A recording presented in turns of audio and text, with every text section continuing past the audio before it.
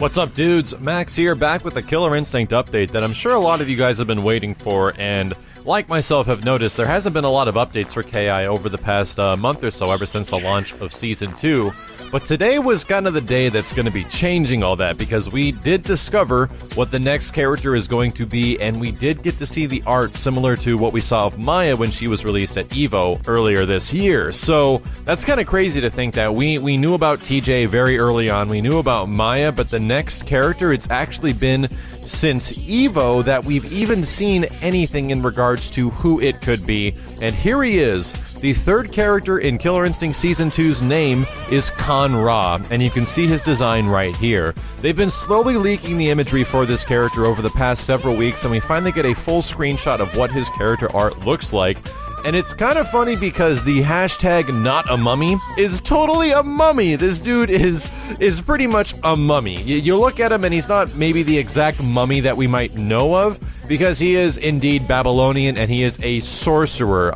If you look under a lot of the descriptions they've put on the Ultra Combo forums, this guy is 2,500 years old, is relatively short, he's only like 5'10", but his weapons are dark magic and matter manipulation, so you better believe that he's going to be a sorcerer or a magician of some kind. And I always did feel that Killer Instinct needed a sorcerer or some sort of a magic-wielding type of character, and it looks like Kan-Ra is going to be it. What's interesting as well from the character concept art is that there's a lot of trinkets with the character and stuff like that, and that's kind of directly related to what's going on in his story, which we'll talk about for a sec. But the thing that we should make note of is that the bandages that are all over his body and coming off of his arms are very appropriate, I feel.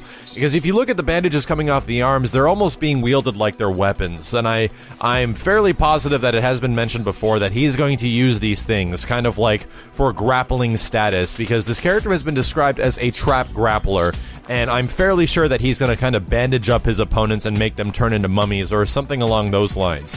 But from everything we know about Kan-Ra, the little bit of details that we've heard before, this is going to be the most difficult character to use in Killer Instinct, or especially in Killer Instinct Season 2. I'd say the character that took that piece of the pie was definitely Spinal from Season 1, and I'm pretty sure that now Kan-Ra being the most difficult to use in the game, the rest of the characters they keep saying are going to be much easier or more kind of like down-to-earth with less moves and attacks. But so far, a lot of the Season 2 characters are kind of more, have a lot more tools than the Season 1 characters, which sometimes gives them a little bit of an advantage in some situations, but, you know, all things considered, it's about learning the matchups and how the game is really changing.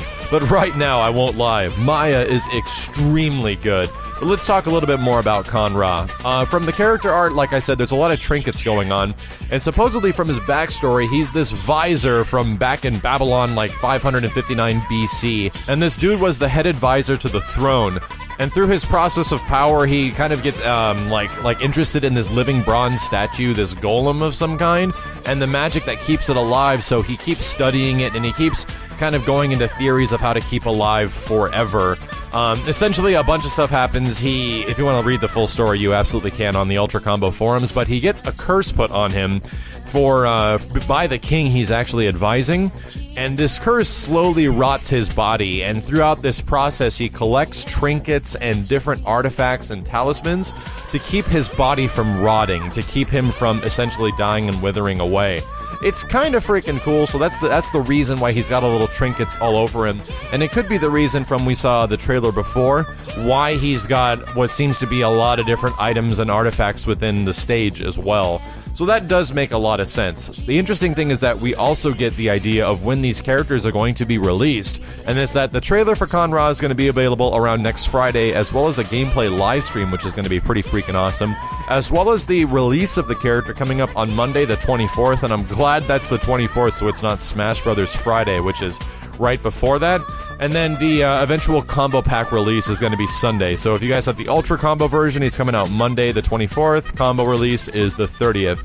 And the other interesting thing about Kan-Ra is that based off this, they were talking about the next character that was coming up, and it's going to be way before Christmas. So That's either going to be one of the few. I have a good feeling that it's either going to be Riptor or the Golem character, but I'm pretty sure we're going to see Riptor next. I think that'd be a really big one for Christmas. But in general, my thoughts regarding the look of the character, I think he looks really intimidating. He definitely has this skinny man Joker vibe going on around him. He's kind of lanky. He kind of uses his tools to his disposal. So he's a magician. He doesn't have to be big and buff stuff like that. He's kind of this, as it says in the description, an arrogant, impulsive, like inquisitive, confident, expressive, like kind of madman that is a hashtag not a mummy pretty much. I guess he's not really a mummy because he was never mummified, but he kind of uses the bandages that are around him to keep his body from kind of falling apart, I guess, and those bandages could be like magically infused. There's a lot that could be going on with this character, but you definitely get that Joker-ish vibe from him. I do hope that he talks. I really hope that he's not just like kind of a character that's stuck where his face can't be like expressive. We do see his mouth move in a little bit from the trailer before, but we just see him scream. So I'm very, very, very much hoping that he expresses himself through vocals, and that'd be neat if he spoke like Babylonian ancient languages and stuff like that. I don't know. There's a lot of stuff that could be very cool with this guy. It really depends on how he plays and the stuff that he does if it looks cool. So we'll find out in just about a week. But based off the concept art, what do you guys think of Con-Ra? I actually really like the name myself. I think it sounds pretty damn cool. But we're going to get a lot more next Friday, especially with the trailer along with that gameplay stream. And I'll be back as soon as possible when we get an idea of how Con-Ra actually plays and what the heck you should be doing with him. And of course, check back next Monday, a Monday after this one, and we'll be going live with this character as soon as I possibly can. But as always, dudes, thank you very much for watching. Thank you very much for tuning in. My name is Maximilian, and I'll see you next time for the next Killer Instinct update.